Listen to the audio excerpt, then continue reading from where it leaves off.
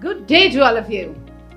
A warm welcome to all people who joined us here, the most brightest brains in the country sitting with us today to discuss on the future of edutech in India and globally as well.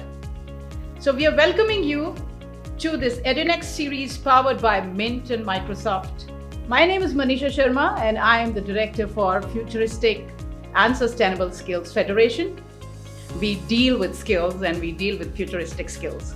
As India perpetually evolves into a global powerhouse, the edutech space has emerged as the next major industry for companies to conquer.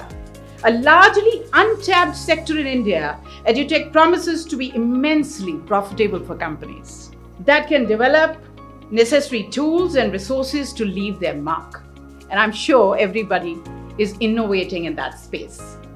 Day in and day out, it's a fluid environment that we are living in.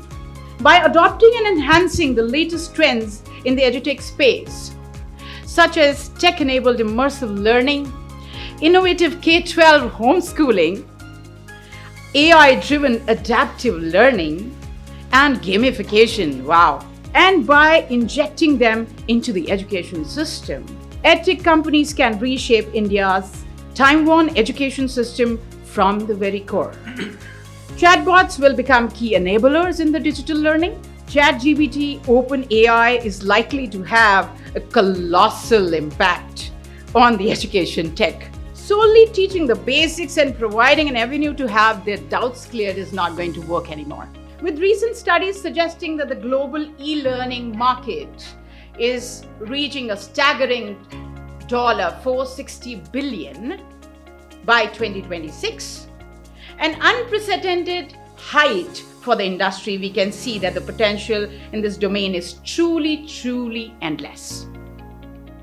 With global investment in the edutech industry booming and India inviting all the players globally because of it being the largest, youngest country and the highest population of English-speaking population, the future looks brighter, obviously with challenges and teething problems that we're all facing.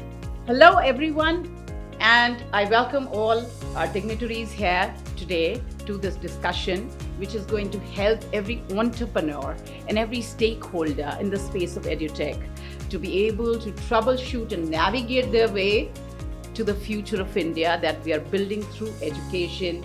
We are all helping and supporting in the nation building for the children and the youth of this country through this new technology that we are looking at.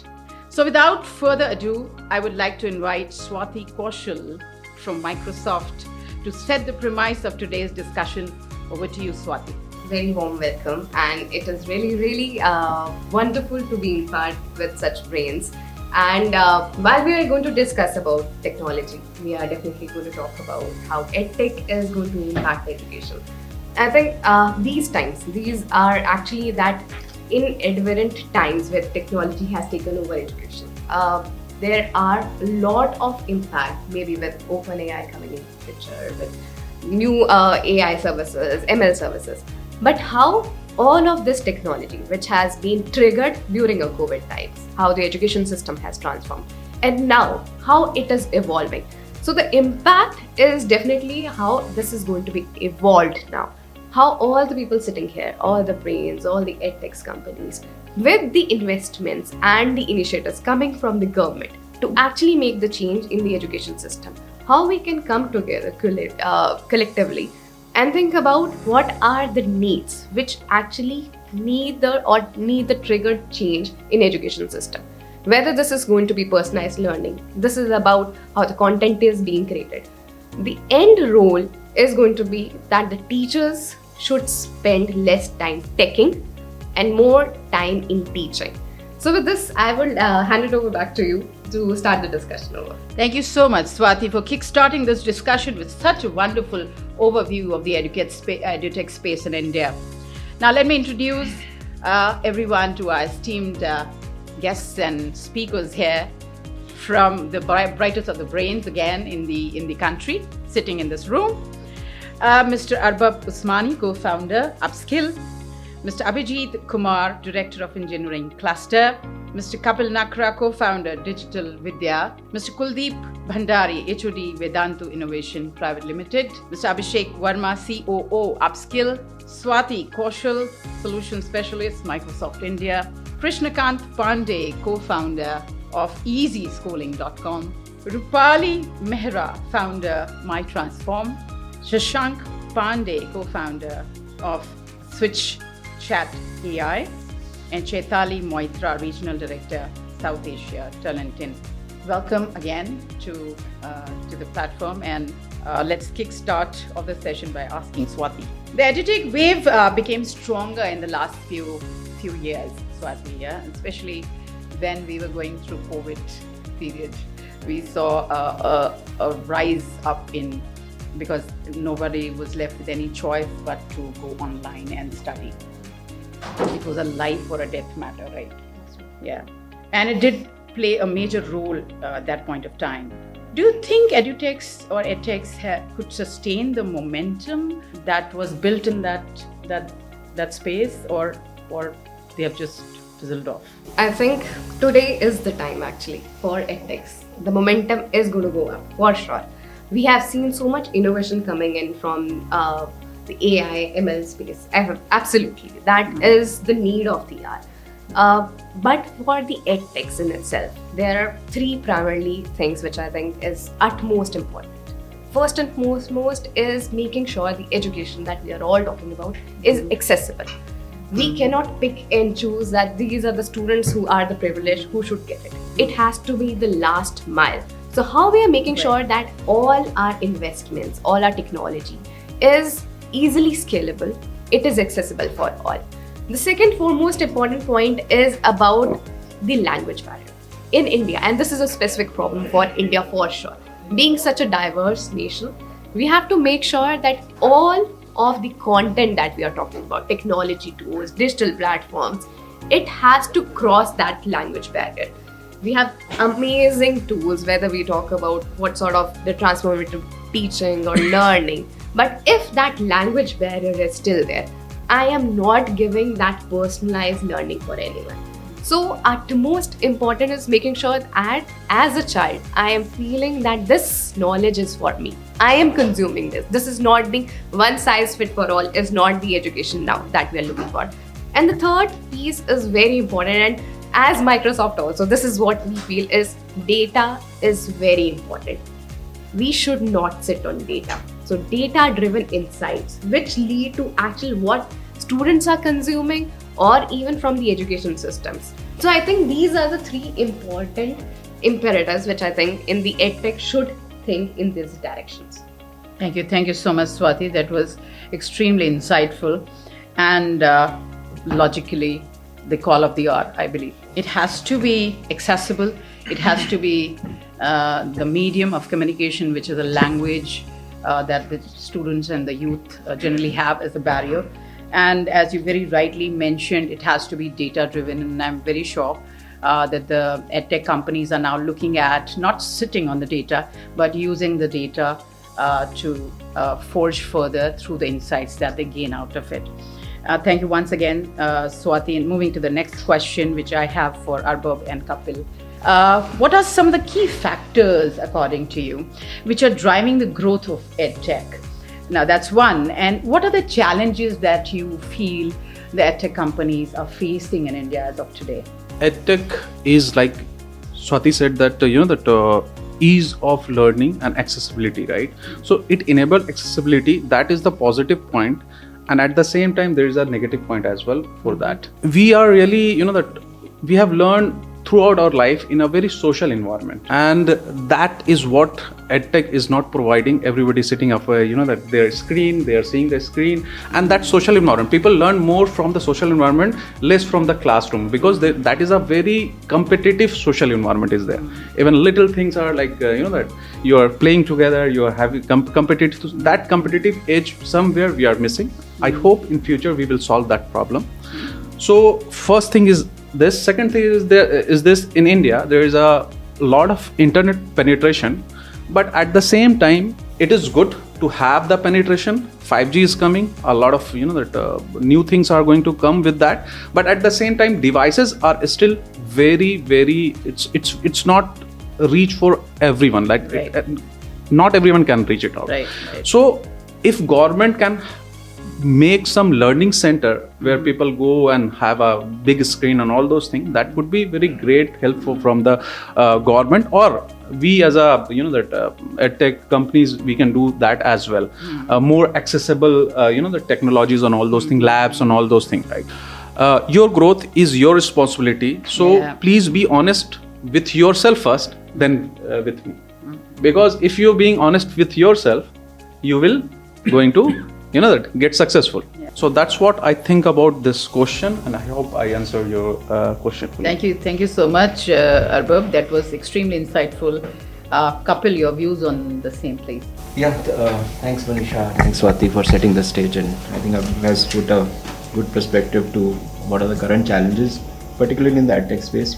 But just to get the entire picture right first, so as Swati said, this is the right time, and I think if I look at the long-term perspective, that's true, because in India market is huge, right?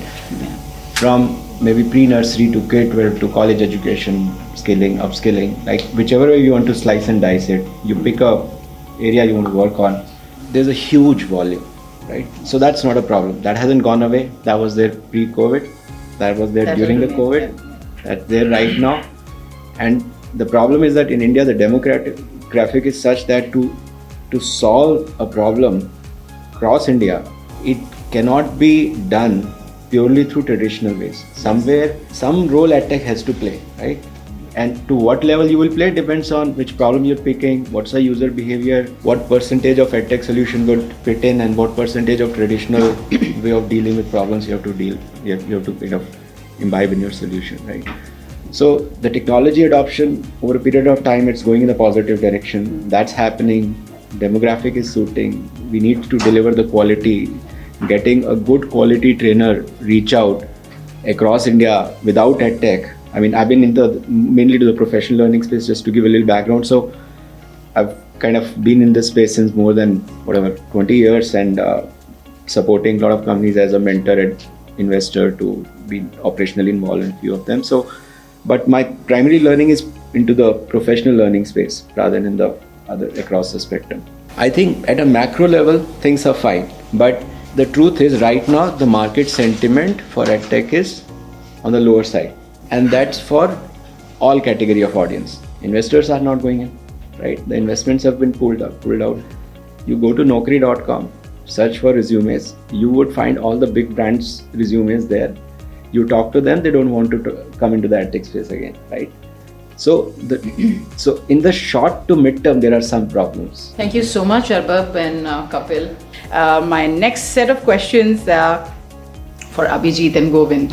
One of the latest trends in edtech is tech-enabled immersive learning. As the e-learning materials are easily accessible now, we're talking about mushrooming other companies, and I think there's a lot of confusion in the youth also, what to do from which platform, and that stuff. From anywhere they can access, and it is available to a certain extent in some major languages. They also provide a more immersive learning environment and simulations, allowing students to explore various perspectives for various realities. Can you tell us more about this trend and how it's changing the way we learn and teach?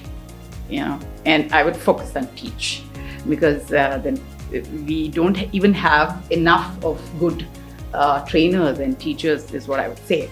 How can edtech startups leverage this trend to create innovative and effective learning solutions? Abhijit, your views on So in all three, this trend is actually growing at a very rapid pace. So in K-12, there are startups like Kalam Labs. So what they are doing basically is gamifying the entire syllabus. Like they also collaborated with government, and they had the entire NCERT syllabus gamified, and by that people are actually learning a lot. Then in college, as we are seeing that initially there was a phase before COVID times when people were actually building labs, 3D labs in school. Then they were bringing in more apparatus for the chemistry laboratories, bringing more circuits for the physics laboratories. Now they are just collaborating with the software company which is doing everything in AR and VR for them. Even there was an aptitude for history which was slowly dying away. Now with 360-degree filming technology, which is there, people are actually, the students were actually interested in getting to know more about archaeology and dive down deep into the memory lane. They can actually go for a virtual tour and just sitting at a place in a country like India, where actually revenue is a major issue, they need to go and explore. Cutting down that and doing that from home, that is also a major cutout which is happening. And in the professional segment also, there is a product of Microsoft, HoloLens 2. So that right from engineering, construction, school, syllabus, everything it is facilitating. So even in that segment, this trend is actually growing very rapidly. Now when it comes down to edtech startups, how they can actually use it. So since there have been 2 questions answered already, so picking up from there only, like Kapil also mentioned, everybody is eventually doing the same thing. So whenever there is content like this, which is scattering, so it's like an e-commerce portfolio which is being prepared in the edtech industry. Like there's Myntra, there's Ajio, there's Udan, everyone is shopping from everywhere. So basically startups need to focus towards personalization. Like people need to know what to buy from where. Like today if I see, I need to take a course in programming, so I can see Udemy is offering the same course, Unacademy is offering the same course. Everyone is messaging, their sales professionals are approaching you. So people are like, okay, leave it. I'll actually go to a teacher and I'll ask them, and the teacher is partnering with whosoever, the teacher is suggesting that course. So there needs to be a startup who actually personalizes that journey for a student to actually be able to choose. Thank you so much, Abhijit. Govind, your views on the same, please. Thank you so much. But I think there is very, very fundamental thought behind it, and that remains same. It doesn't matter. So how people learn, right? And I totally agree with Kapil and what Abhijit was saying, that because it was overestimation, and then people had a lot of expectations since COVID started and all that edtech will transform everything, and then people are going to go crazy and all. People started putting money into edtech and all that. But the basic fundamental, being in 20 years in education industry, and my 12 years was in hardcore physical classroom based experience, and then for last almost 8 to 10 years I am into edtech domain and building products into education. How people learn. So you talk about Bloom's taxonomy, right? Which was almost 100 years ago, designed and all that. Or you go back behind Hermann Ebbinghaus curve of, forgetting, right? How people retain the learning. That was, that research was done almost 200 years ago.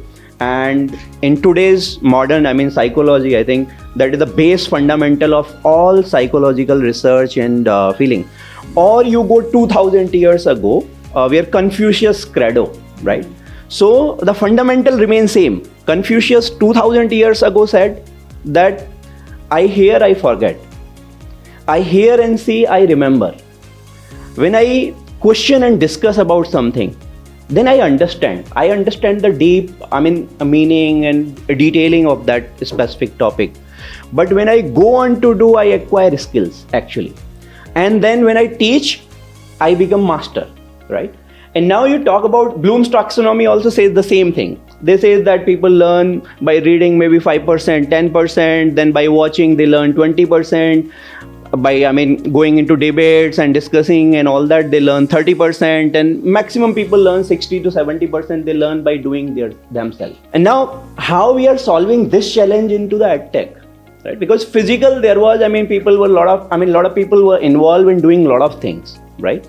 Now it is very, very imperative for edtech success that we need to understand from this perspective that how people are going to do and feel those things. Get experience and then learn from that. And that is not going to happen unless we are going to provide the simulations, right? We are going to provide the hands-on learning. It doesn't matter I'm studying physics, or I'm studying IT, or I'm studying psychology, whatever it is. We need to make sure that people are doing by themselves, and that is how they can learn. And the second fundamental is the process which is not available into physical education. There are two fundamental truth behind that as well. So one is the deep processing of the content. So deep processing of the content is when people go with their own pace, because maybe we are 10, 12 people in the room, and then everyone is having their own capacity or own ways of learning. Maybe I learn more by talking, maybe I learn more by listening, maybe I learn more by visualizing things and all that. So in the 2-hour or 1-hour classroom, that is not possible. You cannot, take all 30 learners or 40 learners at the same place in just 1 hour or 1.5 hours. People need to be given their own time to consume the content and then go with their own pace. Maybe I learn better by watching videos. Maybe I learn better by reading books, right? And then maybe I learn better by doing things. So EdTech industry gives that advantage. It gives the advantage to go their own pace, your own convenient time, and go at your own convenient place. Thank you so much, Govind. Again, that was extremely insightful. My next question goes for Krishnakant. Another trend that we are seeing in EdTech is innovative K-12 homeschooling. The advent of the homeschooling startups and augmented and extended reality has indeed changed the meaning of education. I see parents in awe of, because we've not seen that when we were growing up in K-12. We have not seen that kind of education. So while emerging digital learning platforms like interactive games and gamification and learning management systems and hands-on learning methodologies, you name it, they still have a long way to go in India, right? Because we're all discussing here, and I think the crux of it is you're talking about a social change. We are talking about basically changing the thinking and going back to our DNA and changing it. Okay, now this is the reality, and accept it and come out of your comfort zones, right? As parents and teachers and students are joining this online trend, especially in the urban and the semi-urban areas, what are some of the benefits of homeschooling, and how can EdTech startups create solutions that meet the unique needs of homeschooling families? Is my question with you. And the homeschooling is a new concept, by the way. Again, it's a social change, complete social change. So thanks. I don't agree with that. Homeschooling is the new concept. Before answering, I would like to introduce what is EduSchooling. EduSchooling, we help the parent choose the right school. Parents come to my platform, they select their budgets, everything, and they can select multiple school, apply through single application form. So a lot of online school, homeschooling company emerged in 2020 after COVID, right? So they saw that we have a good traffic, so they approach us, we want to list you also in your platform. So I was very apprehensive. What will be the response of the parents? Because we can't lose the trust of the parents. If I'm listing any company in my portal, it should be trustworthy. But again, every startup has a challenge of the revenue, and they were offering the great money. So we listed them, and to most surprise, we got a very good response from the parents. And I was surprised to see that even in India, parents are open to go for the online, schooling. Although it's worldwide very acceptable concept. In US, it's almost 6% students are doing the homeschooling. Europe is almost 8%. There are a few countries we don't allow, around 20 countries, but it's accepted worldwide. There are 3-4 companies, primarily well-funded, managed by the good guys. They are doing extremely well, and you will be surprised. Even they are charging the fees 10,000 rupees per month. Start from 3,000 to 10,000, and there are companies, they got the 10,000 students without building any infrastructure. Despite that, they don't have any affiliation. They don't, they struggle to explain the parents that my child will get the which board affiliation. So what they are doing, they are offering the NIS, which is open school, which is, meant for the lower spectrum of the society. But parents are opting it. Why? Because they find it useful.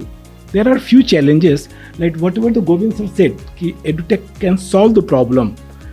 They are solving the same problem. Homeschooling is solving the same problem for the parents. First is the personalized learning. Now, so at homeschooling, you can opt the class of your own pace. You want to study chemistry right now, so you can do the chemistry, biology in the night, whatever the way, right? The same. Second thing, there is a lot of school pressure. So new age parents who have a lot of money, have traveled abroad, they don't want to give the same pressure to their child, bullying, going to schools and all. So they prefer that homeschooling, the second option. Second thing, now it's a global village. So husband is working in US, wife is working in Kuwait.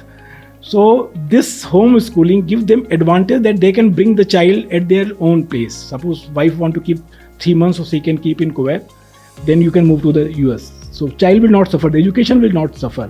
And so these are the few things. Apart from that, it's a very safe and secure environment. When we discuss about the parents, what are the main factors you keep in mind while selecting any school? I'm talking about day school. So the safety of the child was the most important thing. But the safety, so-called safety, which in mind the parents, every parents can't afford, because that safety comes with the 25,000 rupees per month tag.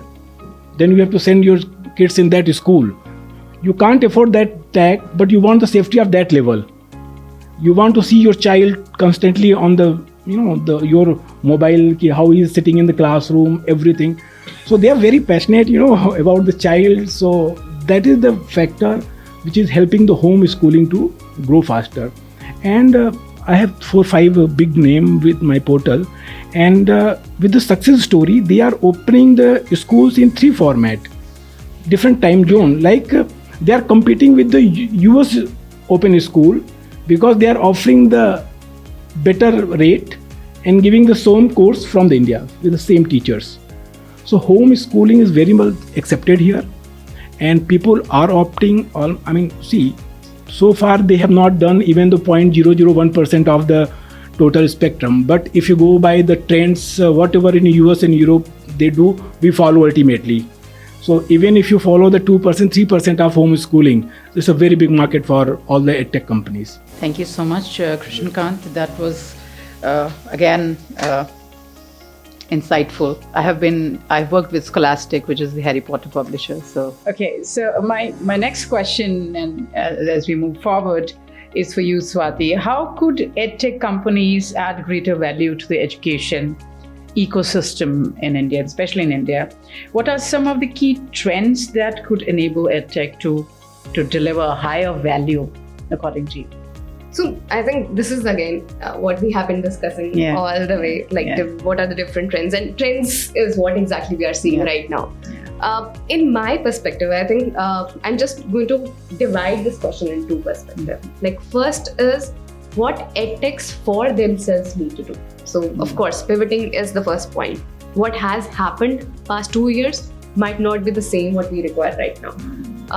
We have been talking about hyper-personalization, as you have been speaking about. We are talking about how data crunching, whatever the data that everybody is getting, how the edtech companies can use this for actually making models which is going to resonate for the end customers.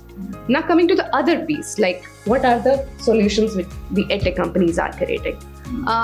Keeping the end customer, which is a student or a parent or a school or any institute for that matter, what exactly is the problem that we are trying to solve?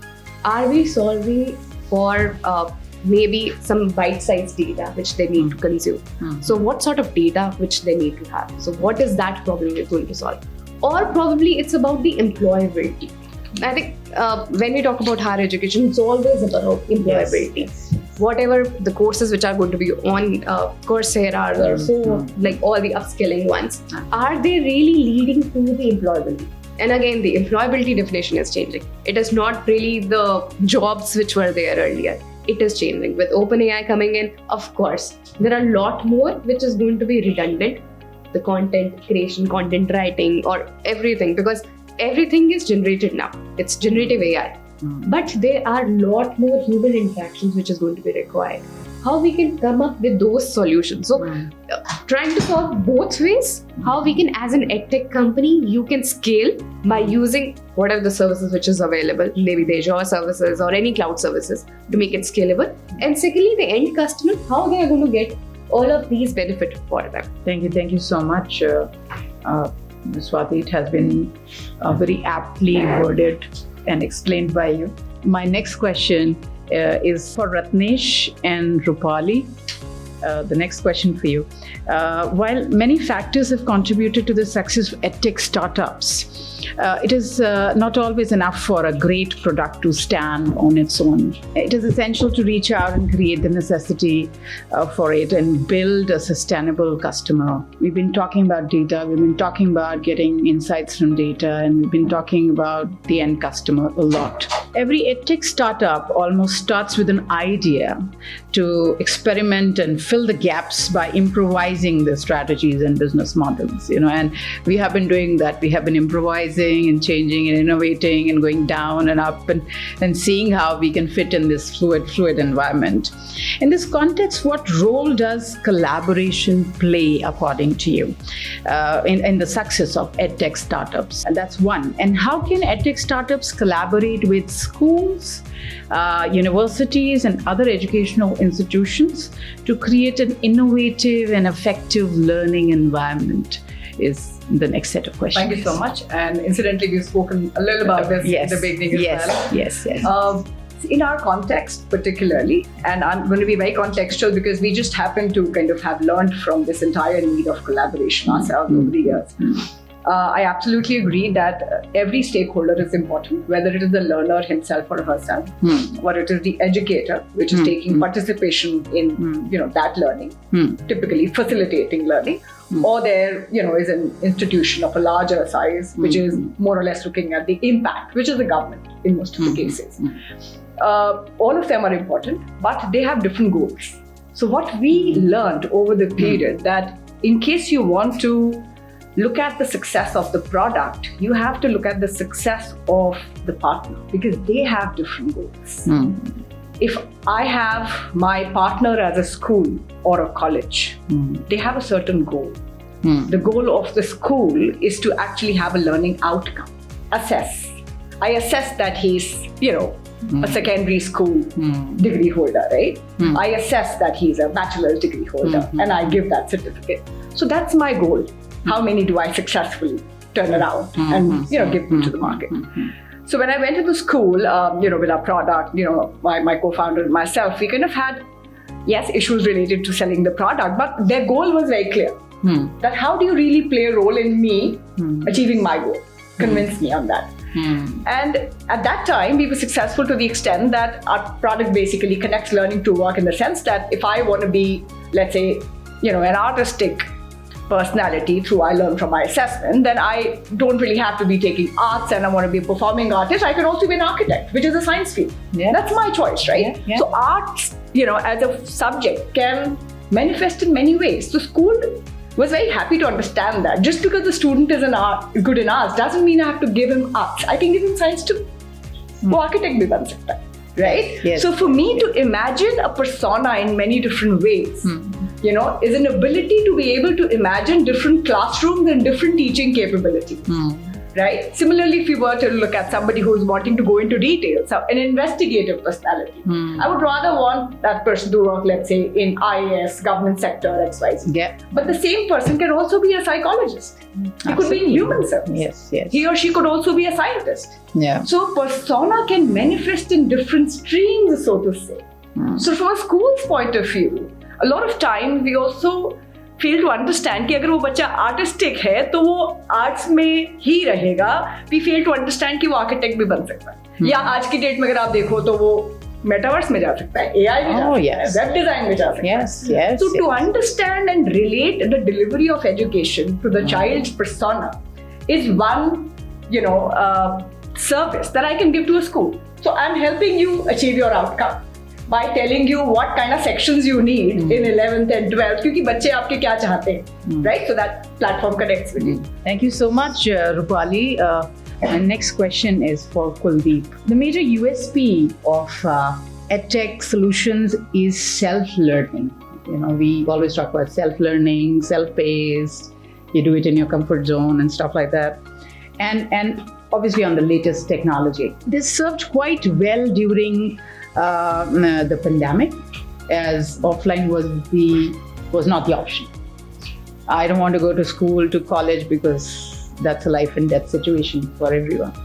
However, at the time the threat kind of receded, or it subsided, what are some of the key skills that edtech entrepreneurs need to make more sustainable products to not just survive and succeed, but as Kapil mentioned, sustain over a long term, as we spoke, and especially in this volatile and fluid market that we are in.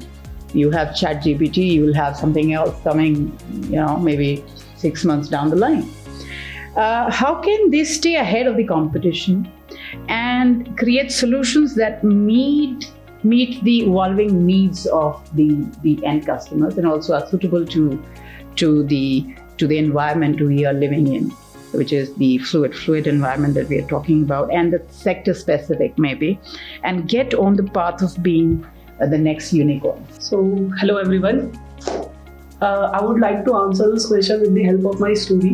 So, basically, I'm from Uttarakhand. एक छोटा सा गांव है, and जब मैं छोटा था तो वहाँ से जब मैं जाता था, like I born up in Delhi, I complete my schooling in Delhi. College भी सब कुछ यहीं से हुआ है, लेकिन जब मैं अपने गांव जाता था तो वहां से निकलने के बाद मुझे बहुत बुरा लगता था, और आज भी जब वहां जाता हूँ और वहां से निकलता हूँ, देखता हूँ, तो मुझे और ज्यादा बुरा लगता है. That is just because of this कि यार जो सिचुएशन आज से 20 साल पहले 15 साल पहले थी, सेम सिचुएशन आज भी है, कुछ नहीं बदला है ना. वी आर टॉकिंग अबाउट कि डिजिटल इंडिया ये और वो, बट उन एरियाज पे कोई फोकस नहीं करता है. But during the pandemic online education ने एक ऐसा सीन हमें दिखाया है कि लाइक हम अपने घर पे बैठे बैठे कहीं से भी किसी से भी कुछ भी सीख सकते हैं, है ना. सो इन माय ओपिनियन कि ऑनलाइन लर्निंग जो है, ऑफलाइन ऐसा नहीं है कि ऑफलाइन को हमें बिल्कुल डिनाई कर देना चाहिए, वो हो भी नहीं सकता है. ऑनलाइन लर्निंग जो है वो it should focus on that areas, क्योंकि जो मेजर प्लेयर्स है ना वो सिर्फ अभी बेंगलोर, दिल्ली, मुंबई सिर्फ उन स्टूडेंट्स को ग्रैब करने की कोशिश कर रहे हैं जो उनके पोटेंशियल कस्टमर्स है, but they are not focusing towards that area कि जहाँ पे ऐसे बच्चे भी हैं जो सीखना चाहते हैं बट उनको एक प्रॉपर गाइडेंस नहीं मिल पा रहा है ना. सो सबसे पहले कि एक जो ये मिथ है कि ऑनलाइन में बच्चा पढ़ता नहीं है, सबसे पहले इस चीज को दूर करने की जरूरत है. पेरेंट्स और like some of the students, जो बच्चा पढ़ने वाला होगा डेफिनेटली उसको कहीं पे भी बिठा दो वो पढ़ लेगा, नो डाउट. बट कई पेरेंट्स के दिमाग में ये मिथ है कि यार हमारा बच्चा लाइक ऑनलाइन में नहीं हो पाती है पढ़ाई, वो बस बैठ के, वो तो ऑफलाइन में भी हो सकता है, निकल गया बंक, कुछ भी हो सकता है ना. बट हमें सबसे पहले इस मिथ को चेंज करने की जरूरत है, एंड वो हम अपना जो रिजल्ट हम ओरिएंट करते हैं, क्योंकि ऑनलाइन ने काफ़ी सारे better results past few years में जनरेट किए हैं, तो उसके थ्रू like we can change this mindset कि ये एक मिथ है. एंड अपार्ट फ्रॉम दिस कि मार्केटिंग जो कर रहे हैं edtech companies, like they are hiring some celebrities, I don't think, क्योंकि कुछ ऐसी कंपनीज हैं जिन्होंने किसी सेलिब्रिटी को हायर नहीं किए, and they are unicorns, even profitable unicorns है इंडिया के. तो इन चीज़ों पे हमें लाइक थोड़ा फोकस करना चाहिए कि यार कि हमने किसी आमिर खान से ऐड करवा दिया या फिर शाहरुख खान से ऐड करवा दिया और मतलब हमारा प्रोडक्ट चलेगा, मेसी को हमने लॉन्च कर दिया और हमारा प्रोडक्ट चलेगा, ऐसा बिल्कुल नहीं होगा. सेकेंड थिंग कि एक जो बॉन्ड होता है स्टूडेंट और क्योंकि आई एम अ टीचर, है ना, मैं पिछले 8-10 सालों से पढ़ा रहा हूँ, लगता नहीं हूँ बट यस मैं पढ़ा रहा हूँ. तो एक टीचर स्टूडेंट का जो बॉन्ड होता है ना, वो उस पर फोकस करना बहुत ज़रूरी है. Thank you so much. That was again very insightful, Kuldeep. My next question is for Chaitali and Abhishek. With all these insights that we've been discussing since long now, it is evident that the edtech sector is constantly attracting huge investments and has been attracting investments. And there are, as Kapil was mentioning, they're mushrooming. There are a lot of players in the market. There are dozens of edtech unicorns in India as of today, with valuations of more than $1 billion. In this context, what do scalable and profitable business models look like in this space is my first question. And the second is, what are some of the upcoming trends in the edtech industry, the space that you see that edtech startups should be aware of? First, you revert to this, and then I'll maybe jump up with the next set of questions. So, first of all, if you see edtech, and as every business, if we divide it into two sections, like product and service. So, firstly, for product thing, we need to leverage technology to improve the educational content quality, as we discussed it here. Also, like, and we can use trends to modify that educational quality. Like the upcoming trends, if we can discuss like about micro learning. Okay, like लोग अब वो 20 घंटे या 100 घंटे बैठने के लिए तैयार नहीं है. Yes. So just serve them what they can easily digest. And we were going with a micro learning thing or micro courses thing. So you can do that at a minimum cost also. So वहाँ से आपका user base भी बढ़ता है. And if we come to the service thing, so firstly, if we talk about service, the first thing which comes in my mind is the support. In edtech, this is a major gap. That is a gap of connection. That is a gap of communication. Yes. कि if someone purchase a course from Udemy, can be कहीं से भी, ठीक है? Just suppose if the person purchased a programming course, okay, edit coding, everything, he got stuck at a point. वो कहाँ जाएगा? Unacademy पर Udemy पर एक ticket raise करेगा. He will get a query in couple of hours, at least couple of hours. Yes. No one gets a reply in minutes and seconds, so or in days as well. वो उतने देर में if he goes to ChatGPT और Google, ठीक है, ChatGPT बहुत नया हो गया, ठीक है, अगर वो Google भी जाता है, if he gets the solution before a response from his ticket which he raised, क्या वो दोबारा अनअकैडमी पर कोर्स खरीदने क्यों जाएगा? वो क्यों ना ChatGPT से पढ़ लेगा फिर सेकेंड टाइम? तो दिस इज अ पॉइंट जहाँ पर मैक्सिमम एडटेक अपने रिटेन कस्टमर्स लूज कर रहा है. And first of all edtech में या एजुकेशन में, आई डोंट कॉल कस्टमर्स, मैं स्टूडेंट्स ही बोलता हूँ. तो this is also major point. आप ये कनेक्शन गैप तब खत्म कर सकते हो जब आप कस्टमर्स को एड्रेस करना, स्टूडेंट्स बोलना स्टार्ट करो. And that will a point जहाँ पर जैसे अभी कुलदीप ने भी बहुत अच्छा मेंशन किया कि वो टीचर स्टूडेंट का गैप फुलफिल होना चाहिए. एंड सपोर्ट बहुत ज़रूरी है, क्योंकि वो फिर आपके पास आप रिटेन स्टूडेंट्स आप लूज कर दोगे. एंड मोस्टली क्योंकि ऑनलाइन मीडियम में ही, ठीक है, there is a lack of communication, but वो लैक ऑफ कम्युनिकेशन दूर हो सकती है with the help of technology. Thank you so much. I think that's a great initiative. Your views on the same?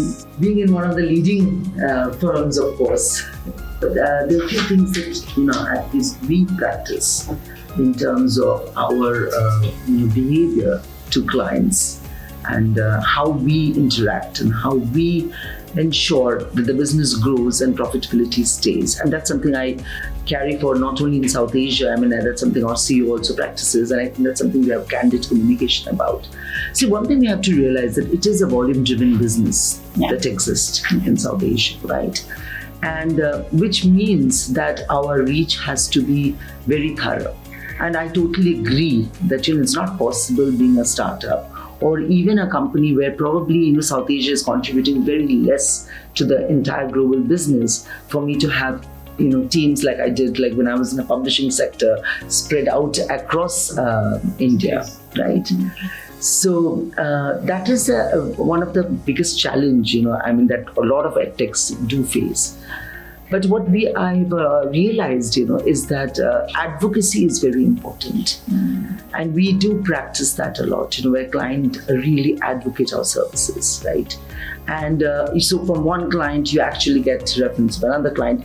We don't give any price advantage or anything, because we have something called the PRC, which is the Price Reasonability Certificate, which we have to provide to clients to ensure that, the same kind of situation, same licenses, we are not charging arbitrary.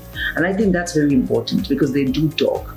And we mainly focus also on B2B models right now than B2C. We have a B2C solution, we realized results in a lot of misuse cases, and we didn't want to get into that, especially in South Asia. So I think, for us, retention of business is very important, right? And globally, if you look at it, your basically the gross retention rate, the GRR that has to stay, has to be well within 95%. I mean, if you want to consider yourself that to be profitable, right? And if you look at also, in terms of the net retention rate that you talk about, and you look into, losing some businesses down the way and acquiring new one, we always try to keep it above 100%. So I think the main thing that we have realized is that, have more connects with the customer, make the solution why it is important for them. Because see, in today's world, especially with OpenAI, right, and rightfully as your tech support was saying, I mean, one of the most important thing in OpenAI is that it is being misread by all, especially students, that, it's going to help me write those answers and I can cheat through. Okay, so we did finally have to design software wherein our software is now having the AI detection capability. But one thing they're not realizing that it is paid content is something, the repository which no AI company is going to pay for. Right. So, today they are not going to go to a cross-rev and take publications from across the world and pay billions of dollars and then charge the client, because they won't be able to do it. Mm-hmm. So it is for students, it can be like a guidance for students, right? Mm-hmm. So I think it's this, awareness creation which is very important. And I think as an edtech company, whatever your value proposition or whichever company you are in, I think it's very important to highlight the value proposition that you're bringing to the table, so that your client actually respects you and wants to continue the business with you. I mean, so far, touch wood, in South Asia, I've managed to keep 99% retention rate, and I think it is because of the personal connect that we try to establish. And I rather have few good customers than have a lot of customers who can be really bad customers, right? And I think it's also important, when I'm talking about the B2C model, in fact, because I had my son join EdTechs and he left and he finally started his own startup. And, he used to tell me, he said that, Mom, they just sell because they're only thinking of the revenue. They're only thinking, they just go, they call, and it's like, they're trained to do that.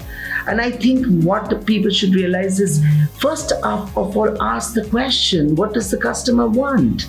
Why is the customer going to want to learn language, teach the child a language through an app or teach maths? So, get the pain point and address it. And I think that applies for B2B as well as B2C. Right. So I think, proper training of staff is very important. I mean, have few staff, but have them good, skill them to where they develop the connect. And I think that's when business grows. Thank you so much, Chaitali and Sheikh. That was highly, highly insightful. We had a wonderful discussion, and I'm just going to conclude, and it's an honor, and I'm humbled to be in the presence of all of you, such bright minds, for the insights and the expertise with us. Thank you for joining us today. We look forward to seeing more innovation and growth in the edtech industry in the years to come, and it playing a major role in pushing India to the next level that we're looking at. Thank you so much for now.